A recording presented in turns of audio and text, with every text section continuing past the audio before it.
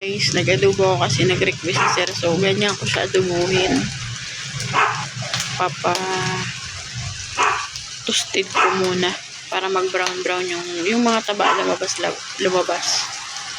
So, may inadobo ko kaninang manok kay ma'am yun. Ito naman kay sir. Magkaiba sila ng julam.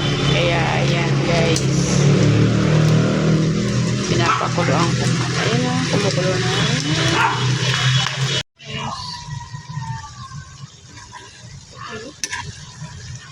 Adobo.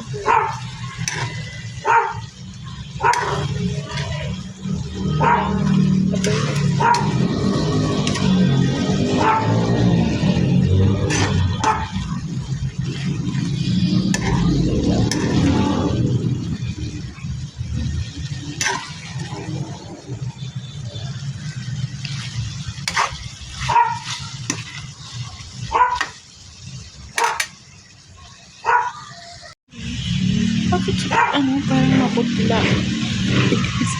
Pero sa personal guys, hindi yan maputla. Sarap. Guys, nagmantika na. Guys, yung kulay. Ang maputi dyan yung taba. So, luto na. Sarap ng pagkagawa ko. Siyempre, luto ako masarap. Charot. Ayan na guys. Papakainin ko lang yung boss ko. Siya nag-request ng adobo baboy. Yan. Huwag kong lagyan ng taba o. Yan po yan. Ginawa ko.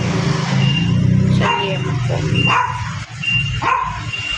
Sigluto ako ng adobong manok. Kasi kay mama gusto niya yan. Paborito niya adobo na may sabaw-sabaw ganyan. Gusto niya may konting sabaw. Kaya, yung adobo ko, it's may sabaw. Kasi pag ako nag-adobo to yun. So, nag-request siyang may sabaw.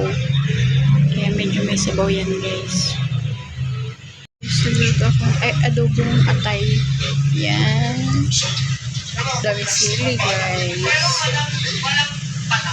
So, sira na naman ang diet namin ito, guys. First hearing na sinasabi ninyo, may reglementary period. Tama, meron ba yun? Mamalasin tayo.